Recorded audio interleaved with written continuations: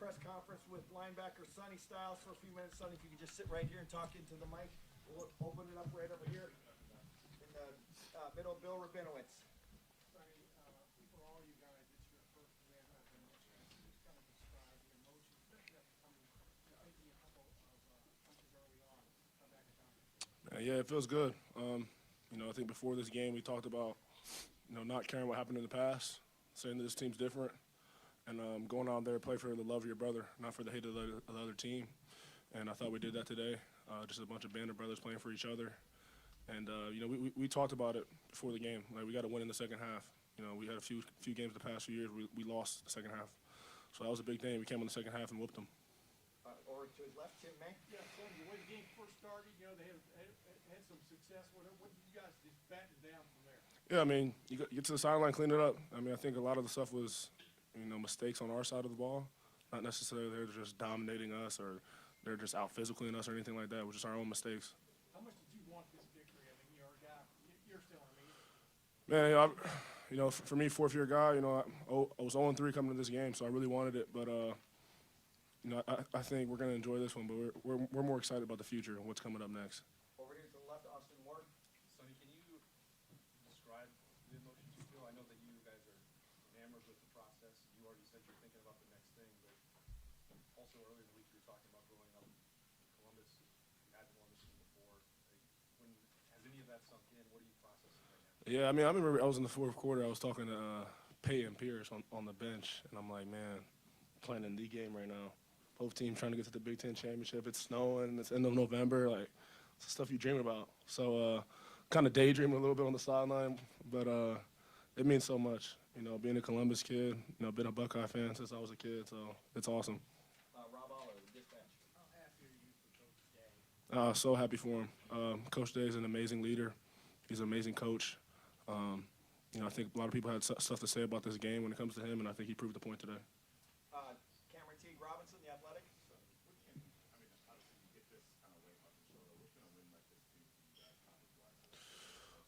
Yeah, I think it just feels good to know you can kind of win in different environments versus different teams. I think they came out here on at least for the defensive side of the ball, they're trying to out physical us, and we out physical them. So it feels good to know that we're capable of doing that.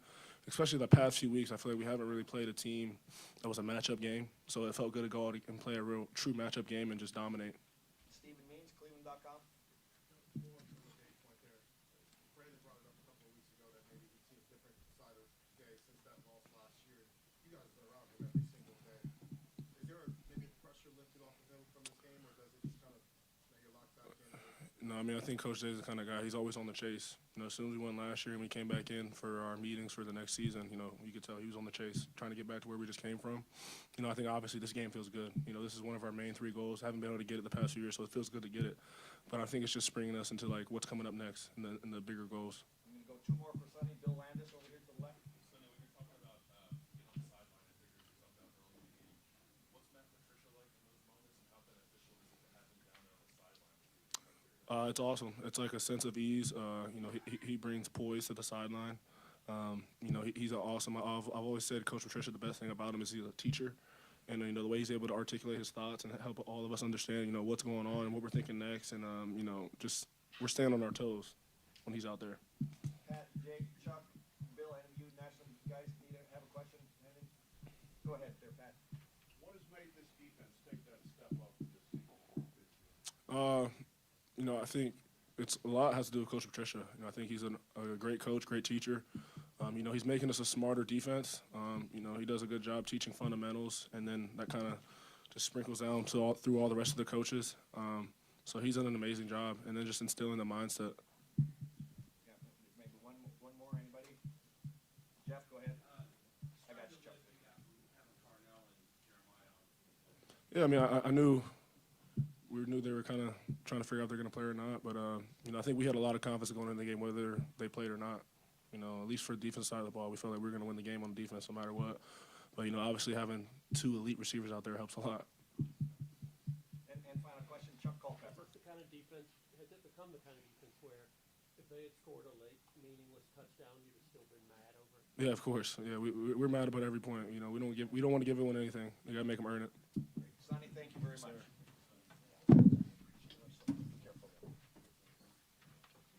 All right, we'll be back with Coach here shortly, guys. Pardon me? No, but we'll have them.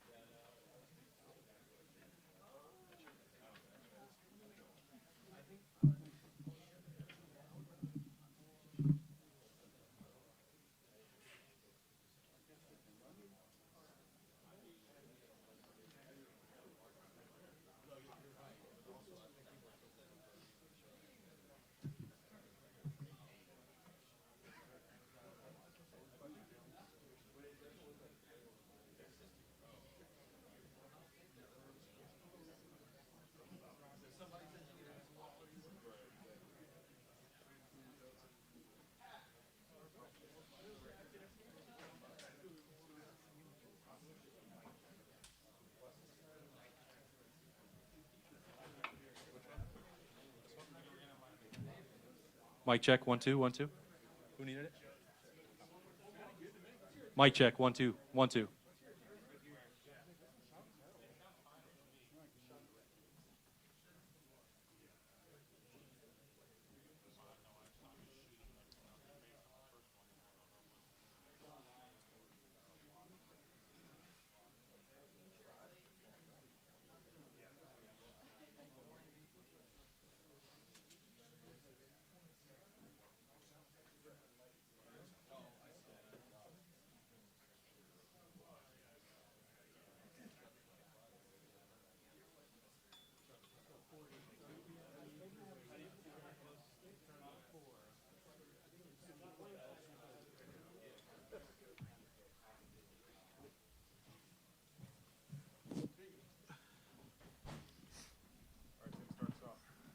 Ryan, there have to be all kinds of emotions floating through you right now. I mean, what are you thinking? I mean, the way this team came up here, took care of business, streak is dead, etc. What's just going through your mind right now? Well, I'm happy for our players. I'm happy for the coaches, all the fans who were at the game. And it was great to see all the fans, stay all the way towards the end and cheer on our team. And here in the OHIO, right here in the stadium, it was a great moment for our players. They deserve it. They worked hard. I thought they played really well and strong and physical in this game. and happy for our coaches. But again, like I said, the fans even who weren't here, you know, they'll be able to wear that block O and, you know, stand a little prouder. And so that means a lot to me, means a lot to the coaching staff, to the players, and my family. So, you know, I've thought, as you can imagine, over the years, you know, after winning this game, what I'd say in this press conference, and I'm going to save all those comments because I think the best thing to do is win with humility, and that's what we're going to do. And I think that's it speaks to our program, it speaks to what it means to be a Buckeye, and we wanted to take this rivalry game back this year, and so the way that our guys played certainly spoke to that, and they played with great passion and great physicality, and you know, I was disappointed that we didn't get in down there and finish a couple of those drives early, or else the scoreboard would have looked even differently than it was. But that's the rivalry game, you know, and you know, I'm just happy again for our players. It's a great win, and when you think about where we were at this point last year to all the way now, there's been a lot of great football, and it's all about our players. And let's talk about like Jeremiah Smith and Carnell Tate and what Sean Barnhouse and Adam Stewart did to help them get to be able to play in this game. Just tremendous. I mean, if you really know how much work they put in to get on the field and how gutsy they are, and you know, I'm sure the fans and everybody would just appreciate what they did and going out there and putting it on the line. And then how about the defense? Just the physicality at the line of scrimmage, running from sideline to sideline, making plays. It was just great. They had a great look in their eye. I don't think there was any doubt when we walked into the stadium what was going to happen. Ryan, the first shot play to Jeremiah, the fourth and five, you walk in, your decision to go for it, and then to try to identify him, and just how important we're to have those two guys. You know, when you get to this point of the season, there's just a lot of things on these weeks that, you know, with Thanksgiving and how it works, you know, you have to do a lot of walkthrough work towards the end of the week. And quite honestly, Jeremiah was very, very limited.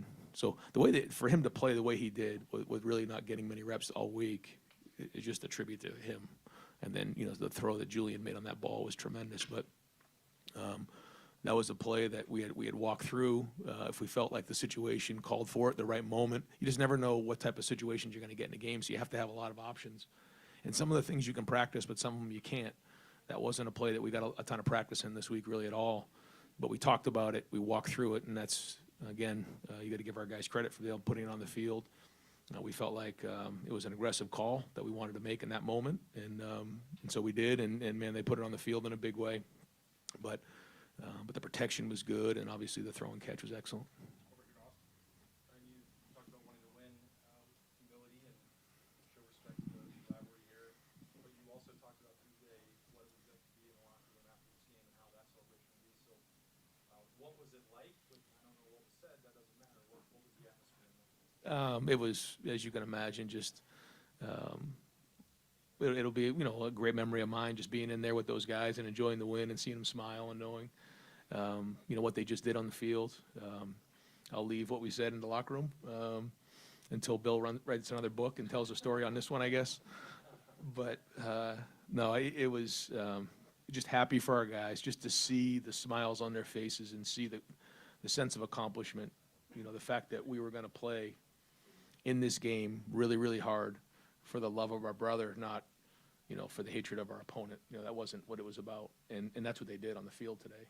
And then all the hard work, you know, and they you know, they have phones and they, you know, read things and hear things, and so they know how important this is, and this is the #1 goal of our program. So to get this one checked, and now gives us an opportunity to get to #2, and that's in Indianapolis next week, and they were already fired up about that in the locker room.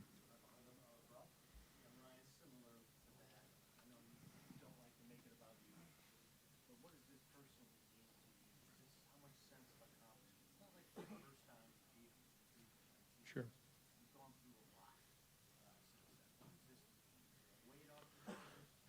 Well, yeah, to tell you that the last 4 years have been easy is not true. I take the responsibility of being the head coach at Ohio State very, very seriously. So does my family, so do the players, so do the coaches. So, you know, when, you know, you don't accomplish those things, you take it personally. And I understand what that means. I mean, My family's been here 9 years now, so there's nobody who wants to win this game more than me. But you know, to win this game, you know, it's just a great moment, and it's one of those moments that you want to just grab on for a while and just enjoy it, because, you know, just to see the joy in everybody's face is really what this thing's all about. You know, that's what being a head coach is. You know, when it's not about you, it's not about raising trophies, it's not about winning games, it's about you know, pouring back into the people that are around you. You know, when I say people, it's the players, it's the coaches, it's their families, and the fans, and that's what it is. And winning just gives us an opportunity to continue to do that and make an impact. And I think, you know, everyone and the fans and all of our supporters can recognize all the work that gets put in. And, you know, when it doesn't go the right way, you know, nobody wavered. We hung in there, and it isn't easy. Nothing about this profession's easy, but I'm proud of the men that we have, and happy that they got this win. Where does 20 plays for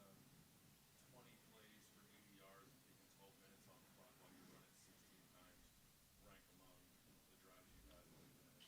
Yeah, I'll have to think that through when you just said that. I guess, yeah, was that the one we scored on, or did we kick a field goal? Field goal, yeah. Still, that won't rank anyway because I kicked a field goal.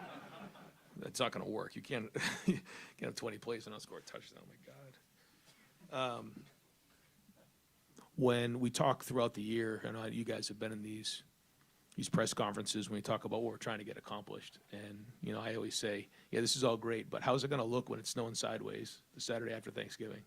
And that's exactly what it looked like today. It was snowing sideways, and that's the type of game you have to win. You know, if we're playing this game in an indoor stadium somewhere, it's different. It's different, but that's what this game takes, you know, and that's what we did, you know, and we won the line of scrimmage, and you know, it was well done by the guys, but and we felt like if we could get it to a 3-score game, it was going to be hard for them to come back. We felt like the defense was playing strong, and as much as we want to score touchdowns, like 3 scores in that game was going to become a lot.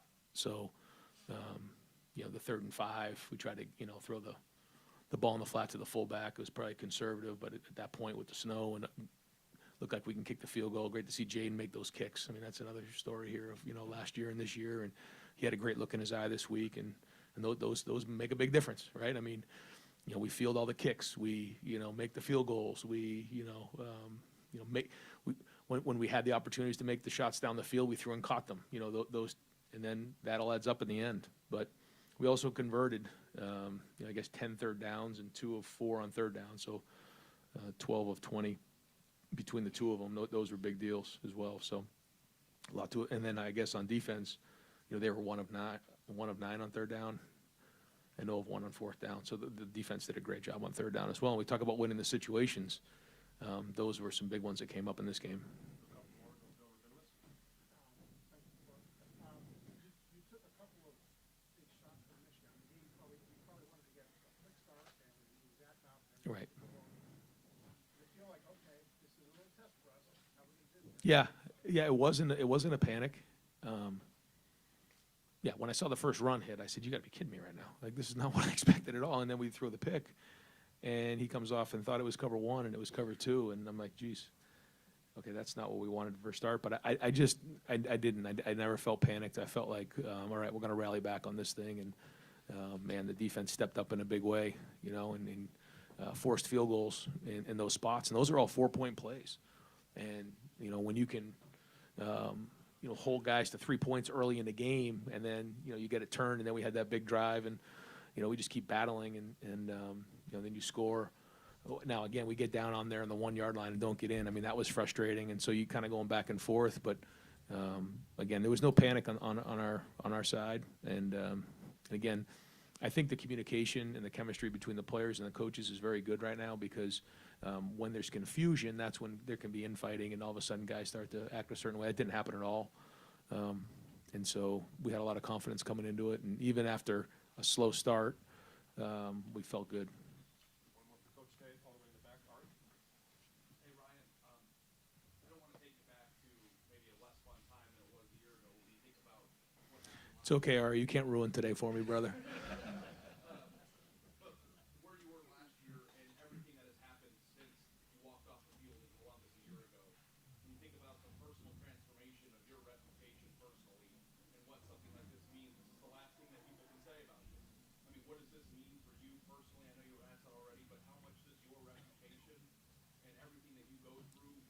building the program into the best program in college football?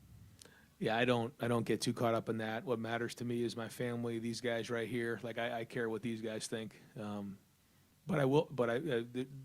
There's no question that, you know, the fans and all of our supporters, you know, what this means a lot to us.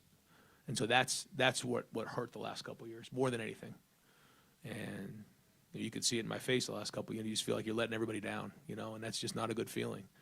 And so you work like hell to make sure that you do everything you can to get your guys prepared, and that's all you can do. And that's exactly what happened here. It was a build-up all year, and our guys really captured the moment and played great. Coach, thank you. All right, guys, thanks. We'll take questions for Julian. We'll go right over here to Stephen Means. You just kind of told us that you thought it was cover one and ended up being cover two in that first play. I guess what, from your perspective, what did you see? And then also, just going through your head when those moments happen, are you calm? Are you jittery? Like, you make a mistake that early in a game like Yeah, they gave a good disguise, and I thought I had Jeremiah singled up one-on-one, and I ended up throwing it out there, and so the corner was able to come off and make the interception. So I think it was just our whole mindset in the quarterback room is just stay even keeled and keep swinging, keep battling. We weren't going to we knew there was going to be adversity, and we weren't going to let it phase us. Adversity came on the second play of the game, so we got to keep battling, and I think as an offense, that's our whole mindset, just keep battling. Right over here, Spencer. Yeah, Dylan, you called it Carnell. Seemed like it was in the air forever. You guys, I don't know if you guys have a connection like that. How good did it feel to have him back on the field?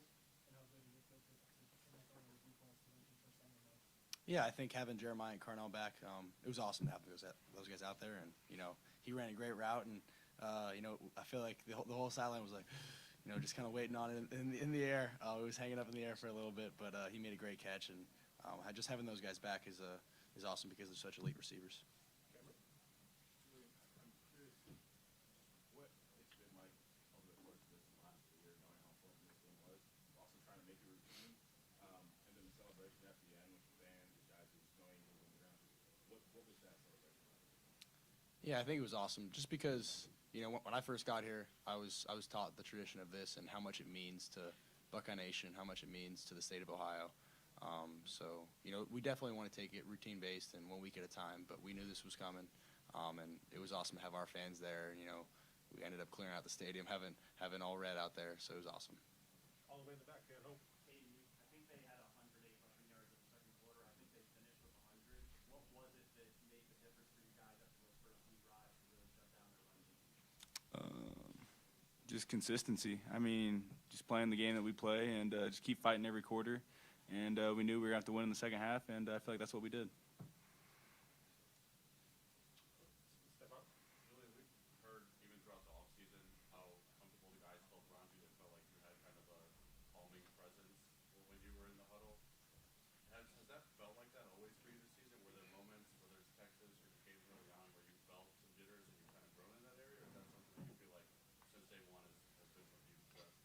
I feel like that's something I've tried to keep consistent throughout the whole season and keep from day one. And I think as an offense, a lot of the guys on our offense are very calm, and we're not ones who are going to get fazed by a little bit of adversity.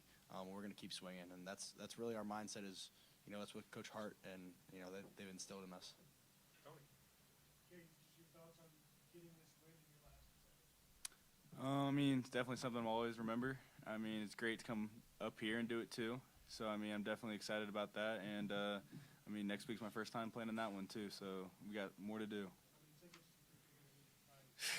A lot. Definitely a lot. Julian, I call you the California kid. I mean, you're the surfer and all of that. Do you think you earned some Midwest cred today coming up here and winning this game in these conditions? It was funny, like around like the second or third quarter, I was kind of looking around and seeing all the snow coming down, and I think I told some teammates, I was like, this looks pretty cool. It's pretty fun. Like just seeing the snow on the ground, and I think we practiced and tried to prepare for this weather and get acclimated to it. I think the guys did a great job. Julian, you haven't had to face a ton of adversity because of the way the offense is played, the defense is played. Early on in the game, when you throw the interception, you're down 6-0. What's going through your head? What's going through the conversations on the sideline as you're trying to get back in? Yeah, we put our defense in a really bad spot with that interception, and they ended up forcing 3. So I think it was just no panic, and we're only down 6. Hey, let's go down and score, get 7, and take the lead. And credit to our defense, obviously, man, they played great all game, and to hold them to 3 there really just gave us a lot of confidence as an offense.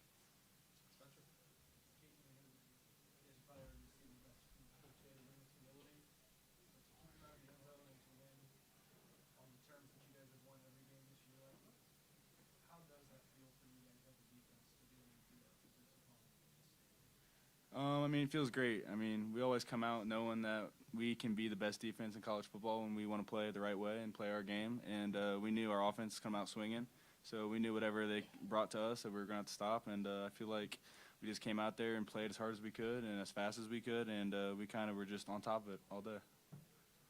All the way in the back, Indiana. Yeah, for Julian, just talk about this offensive line's performance today. You had clean pockets all day back there, it felt like.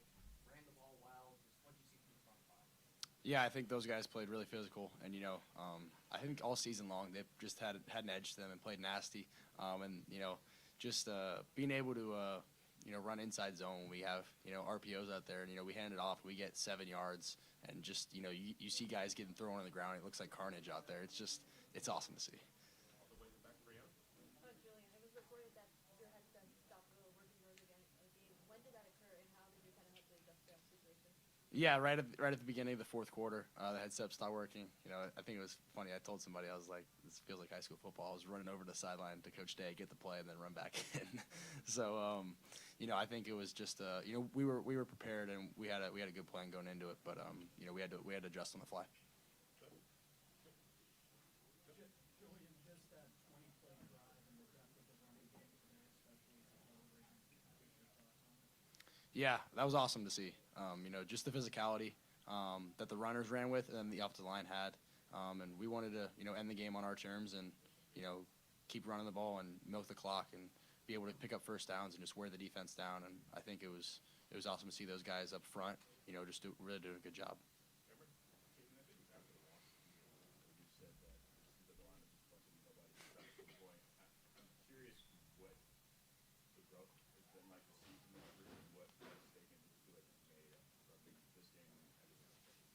I feel like we still have that mentality. I mean, obviously, we kind of know what we've done, and we know what we can continue to do. So we just got to keep having that mentality and keep fighting every day and just get better every day. And we've heard from a lot of players talk about the level of play that Julian Saying has put out there. Do you think he should be the Heisman favorite, and what do you think he proved today? I mean, duh. But he's just such a great player, such a smart player. He knows how to win, and I mean, I feel like that's no much more. So you just got to keep continuing to do it. Bill Rabinovich. What was the second coldest game you've ever played in besides this one? How much colder was this and the conditions and anything before? Probably high school football it was like 50 degrees in high school football. It wasn't like this at all. So I would say there was not similar at all. So I think just the practice throughout the week and being able to prep and having a good plan for it, and being able to keep the hands warm and keep the just keep the body warm. Julian, you're good. Thank you. Good. Bo.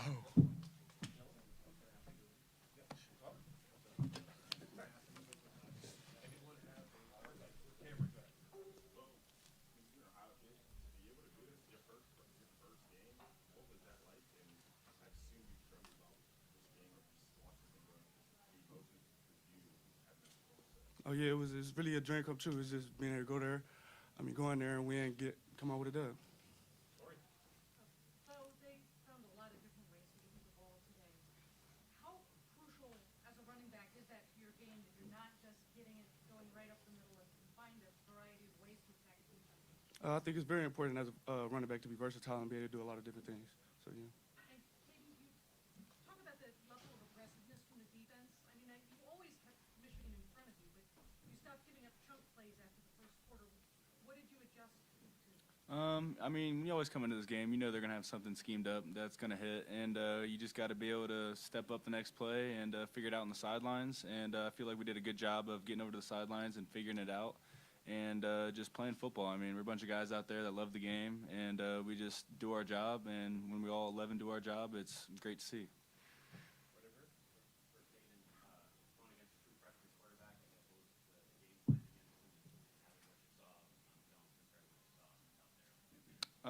I mean, we definitely knew we had to keep him contained. We knew he was a mobile guy, and we knew it was his first game too in this scenery and just how hostile it gets. So we knew we had to keep him contained, and we just had to make him play quarterback. And I feel like that we did a good job of that, and I feel like we had him rattled at times. Any more for Cade? These two, and then we're going to let him go. Cade, you spoke kind of eloquently a couple weeks ago, but the thing that's missing, you got that big national championship ring that we're missing, win over Michigan, and of course the Big Ten championship. What does it feel? Does it feel like what you thought it would beating Michigan? And does this tour continue, so to speak, from a quest standpoint? Yes, I mean, I definitely feel it's really good to come up here and kind of physically dominate them like we did today, and kind of just play the game that we came in here wanting to play. And I feel like we definitely got way more on the table, and we just have so much more to prove. And this team has such a great story that it needs to be told. Last one for Caden. Caden, what did you do? What does the defense do when the offense, when I said offense was a 20-play, 12-minute drive? You got a sandwich? What's going on? I'm warm on the sidelines. I know they're out there working hard, but I mean, it's nice to sit on the sidelines. I mean, watching film, kind of getting the little game bites that we need, and just having a great time over there, honestly. Sitting on the warm benches. Okay, thank you. Take care, guys. Got a couple more for Bo. Over here. Bo, what can you say about your offensive line play today, and just describe what it was like? Did they get stronger as the game went? Oh, yes, sir. All year they've been getting better week by week. They've been working very hard. So, yeah, that's the key to our run game, our successful run game today. Did you feel like it was getting stronger as the game went? Yes, sir. Bo, that 20-play drive there, end of the third, the end of the fourth, what was that like as you guys are kind of grinding and pushing it down, taking time off the clock, almost all that on the ground? Oh, yeah. Wait, ask that again? That 20-play drive at the end of the third quarter, the end of the Mm-hmm. fourth quarter, when you take 12 minutes off the clock, almost all of it's rushing, just what was that like being a part of that those years? Oh, yeah, it was great to be able to dominate and pound our way down the field like that. Coach Day has talked a lot, especially early in the season, about wanting to improve the run game and getting it to where they felt it was comfortable. How good does it feel to get to this point at the end of the regular season and have a performance like that in the run game? It feels really good, but, we just got to keep on building off this, going into Indy and then going into the playoffs. Couple more for Bo. Right here. Bo, this is the most carries you've been having as a rookie here. When did you kind of start to get into that rhythm defense of knowing that you were just going to continue to go back? Really, after the first drive coming into the game, you just got to get started early and then see how things play out during the game. Anything else for Bo? Yeah, Bo. Last one. I would think it would have been a challenge today, a little bit of hanging onto the football. It was cold, it started snowing and stuff. What were you telling yourself all game about hanging onto the ball? Oh, man. Drift there. The number one job of running back is just to own the ball. That's our job. So, and then playing the elements. We practice in the rain. So, yeah. And on that long drive, was it fun being out there with a good lead and hanging on? I mean, you guys with that 20-play drive how would you describe it? Was it fun? What was it like? Oh, yeah, of course it was fun. Rotating the backs and then, everybody rotating in and, putting in work for us. And what was the message y'all left, you think?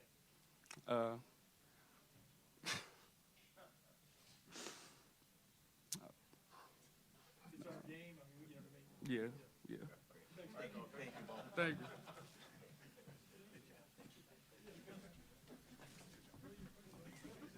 All right, guys. That's a wrap.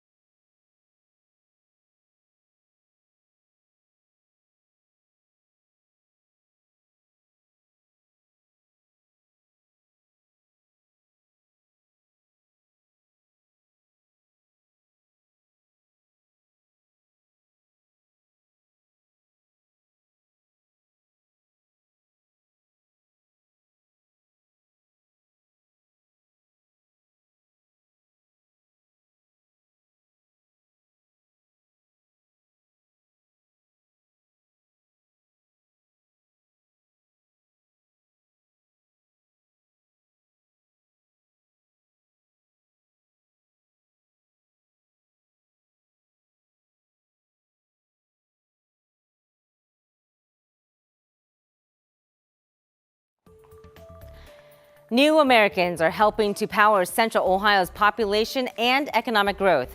Why this Thanksgiving feels especially meaningful to them and the impact of our new neighbors.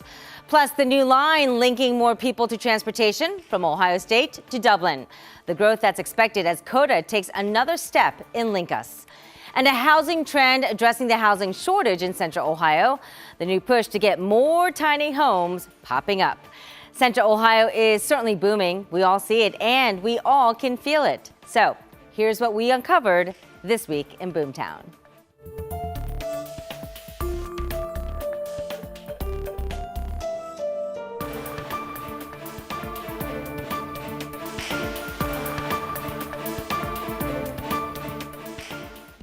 Thanks so much for joining us for This Week in Boomtown. I'm Angela Ann. As we celebrate Thanksgiving and the holidays, this week we are looking at how new Americans are embracing Central Ohio as their new home and how the population is shifting in the years to come.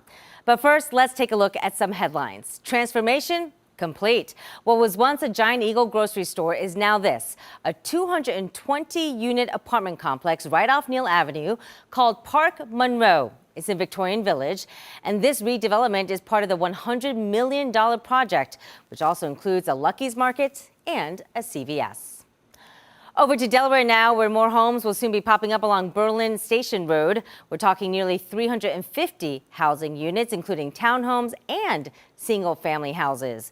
Families will live in the already fast-growing Olentangy Local School District, and will know in early December if City Council approves annexing over 100 acres for this project. The growth in Delaware County could be pricing out some families. A new study shows the median home sale price is now over $500,000. Powell is the most expensive for home buyers in this, while the study also revealed by the county shows the city of Delaware is the most affordable. The average sale price for the county reached just over $568,000 in the first half of this year. They cite quality of life, good schools, and the Columbus Zoo as some of the reasons in this report. Well, it is time now to welcome a new bus line to Central Ohio. COTA this month received a $1.5 million grant from the state for Line 30. This is it, the new OSU Dublin bus line. This map shows you how this will connect the Ohio State University through Upper Arlington, Hilliard, and Dublin.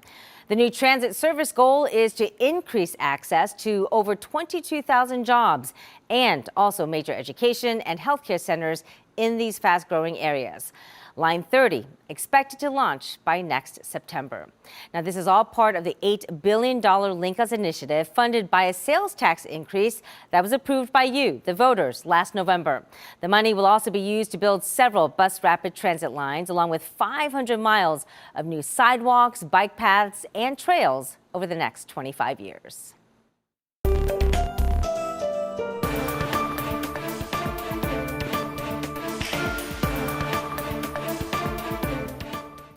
Well, Columbus continues to grow thanks to an influx of new residents.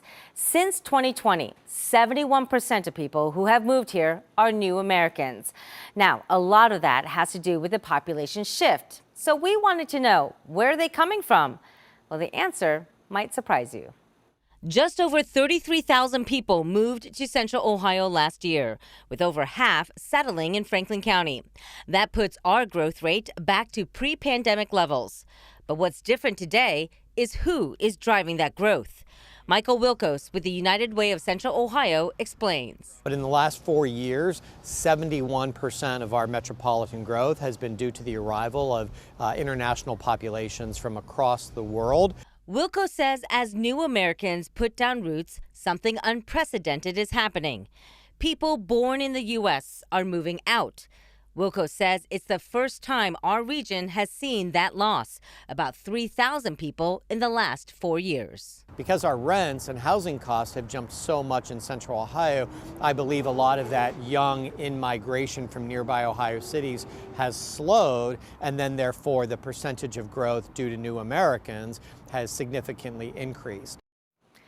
And no matter where you live, communities are growing more diverse with new Americans, each of them with their own personal story of coming to a new country for opportunity. 10 TV's Rochelle Aline met a couple who left Russia to work at The Ohio State University. And as she discovers, people like them are playing a vital role in keeping Central Ohio's job market strong. Their love story started 5,000 miles away from this Upper Arlington apartment with a match on Tinder. I like guys like Michael. He wrote in his profile, "Hey, I'm a scientist from Kursk, from southern Russia." Teresa, a filmmaker, and Mikhail, a scientist, well paid on paper. But all they could afford to rent in Moscow was a single room. There is no prospect in changing our life, and we imagined that we will live in the same or similar room for for retirement. Yeah, of course, I was looking for some other opportunities. Mikhail found a new opportunity in 2020 as a scientist at Ohio State University. The couple are among more than 60,000 new Americans who have moved to Central Ohio in the past 4 years. The Midwest has not been a destination for new Americans. Columbus is becoming that destination because of the economic opportunity that is in this region. Michael Wilkos is with the United Way of Central Ohio. He says that economic opportunity comes in the form of jobs, and a lot of them. We've added about 15,000 additional jobs to the metropolitan region every year for a decade. Wilkos says new Americans are critical to filling those jobs, so important that if they stopped moving here, it would be bad for business. New Americans are everything from doctors and scientists and researchers to people that are doing, food service and landscaping and hotel work, so it really kind of runs the gamut. And if you look at how Columbus is growing through additional jobs, every sector of the local economy is adding jobs. And so I think that we would really struggle to fill job openings and businesses would suffer. Back in Upper Arlington, Teresa and Mikhail are writing the next chapter of their love story, this time from a 2-bedroom apartment. And they think it's going to be the best yet. When you first swiped, could you ever imagine that you'd be living in America with an almost 2-year-old daughter? It was not even close, no such plans. Those days, absolutely different perspective. But what a sweet perspective it is today. Thank you so much, Rochelle. Now, Columbus leaders say immigrants account for 2/3 of Central Ohio's growth. Without refugees, migrants, and new Americans, leaders say we will fall behind.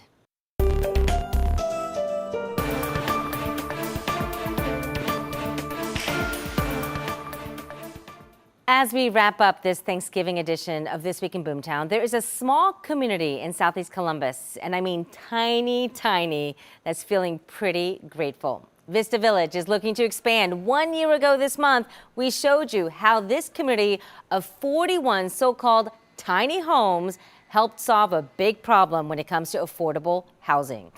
The success has now led to the same developers looking to start phase 2, which is 60 more homes right nearby. And if all goes well, we could see this tiny home community begin to grow sometime in 2027.